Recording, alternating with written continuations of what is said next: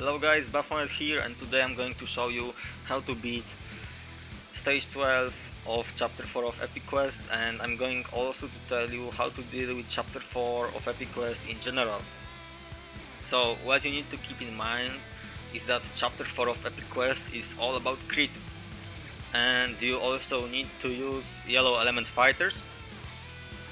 So basically you want to use yellow element fighters with high critical rate and critical rate damage percentages. And now I'm going to show you which fighters you should bring for this fight and which fighters you can use for chapter 4 of Epic Quest. The best fighter for chapter 4 of Epic Quest is obviously Orochi Iori, simply because he has really high critical rate and critical damage rate. He also gains attack increase from his core effects, so he can do this whole chapter very easily. In case that you don't have Orochi Iori, because he's a first unit, so most of you probably don't have him, you can use Halloween Angel if you have her, because she also has critical rate percentage and critical damage rate, which are at very high values. She can also do this. If you don't have Halloween Angel, you can also use King 97, which I don't have, but I'm going to show you. You can see King 97. She has critical rate increased by 4%, and she has also this core effect that increases her basic attack critical rate by 100% when her power is at 5 bars. So she can also easily do this. And if you don't have King 97 or Orochi Iori or Halloween Angel, you can also use this guy, Kim Cap 1, because he also focuses on critical rate and critical damage rate, so he can also do this. But you need to keep in mind that if you are going to use Kim, he will need to be at level 90 with fully max scores, and you will need your stat buffs and strategy buff to be at very high level. And what I'm also going to tell you is that Orochi Iori is the fighter that can do this chapter without any problems. Like, you can do this chapter with Orochi Iori even if your stat buffs are at like level 10 or 20, and your strategy buff can be even at level 0, and Orochi Iori can still do this really easily.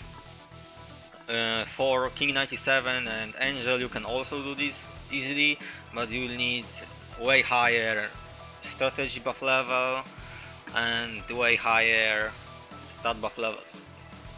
So let's jump to the fight itself. I'm also going to tell you some few more important things when it comes to this fight.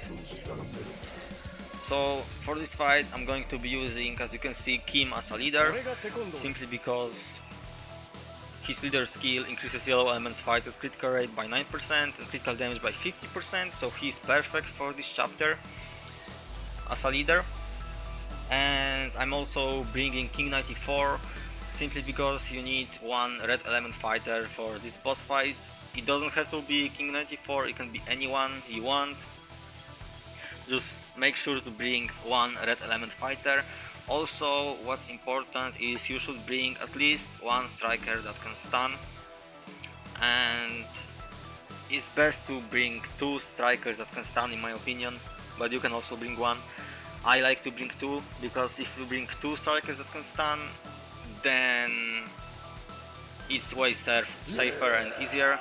As you can see, Heavy D, his striker skill stuns an enemy for 1.3 seconds, and Halloween Yashiro also has stun effect. So let's jump to the fight. I'm going to be using Orochi Iori for the damage, and King 94, which is red element, to deal with one of his phases, and Kim is just there to give me the leader buff. So that's how it's going to work. Let's jump into the fight.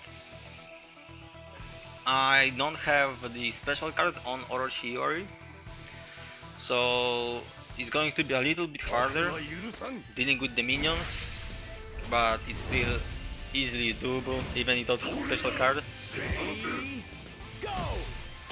Now, Mechagonist doesn't do anything until his HP doesn't drop to 16 bars. So at first you don't need to be worried about anything, because he doesn't do much damage even when it hits you. You need to drop him to 16 bars until he does something.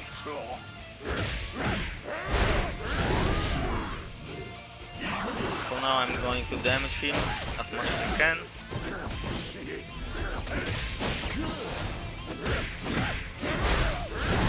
Okay, now he's going to his first stage. He's going to spawn 3 minions and a lightning strike. You want to avoid the lightning, because if you get hit by it then you die basically in one hit. For the mobs you either need to kill them or you can ignore them. I'm going to ignore them for now, but I'm going to kill them. Now you need to stun.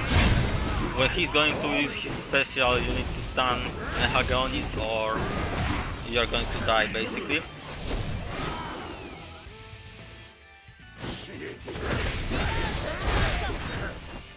I also have stun on my second fighter, because you can see he's going to do it again.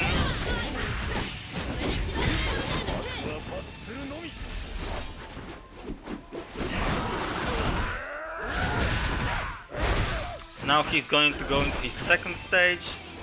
That's where you need your red element fighter, because now he's regenerating health and you need to destroy this. Once you destroy this, he is not going to be regenerating his HP anymore.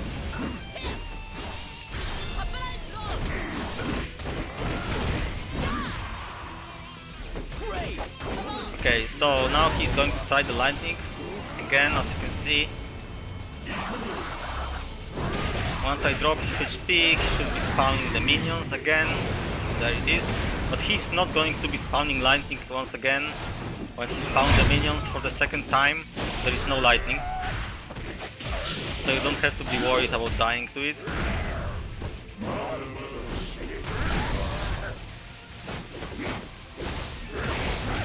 Let me kill the mobs, are kinda annoying.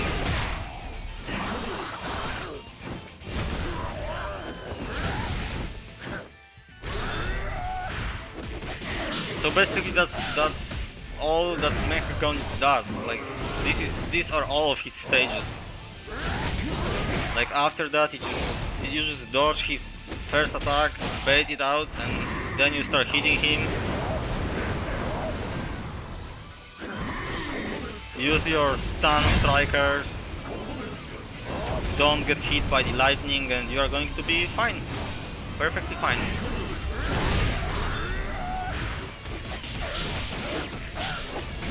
And of course, watch out for the minions. Either kill them or ignore them. Remember to stun Mechagonist whenever he's about to use his ultimate. And you should be fine. Oh, I almost died by accident. Now I need to stun again. You see, that's why it's so important to have. I'm going to kill the mobs. No.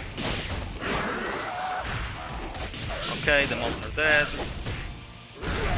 Now watch out for this move. Don't get hit by this or you are going to die in one hit. Oh. Okay, I dodged it out. No. On accident.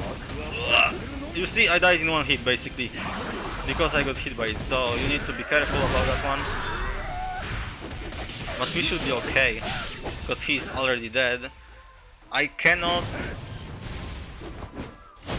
get rid of the barrier of this object because my king is dead. So now he will regenerate health. And that's why you want to bring red element fighter for this fight. That should be okay anyway. Like this boss is very easy once you learn his mechanics. He's not that scary. Just remember to bring some strikers that can stun. And one of the fighters which I listed before at the beginning of the video. You are going to perfectly fine. Now he's almost dead.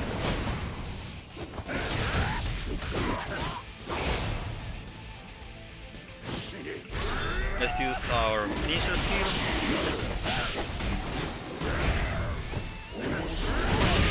Be careful of the skill usage of Mecha Gonits. Let's bait one more out.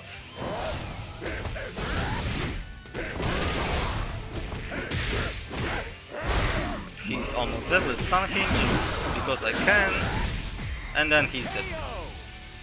Of course, I can do this fight way easier and without having anyone die.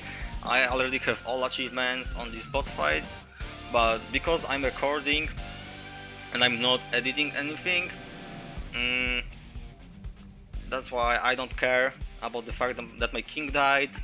It's fine because I also showed you the importance of having the red element fighter, just so you can stop the regeneration of Mecha Gon's health.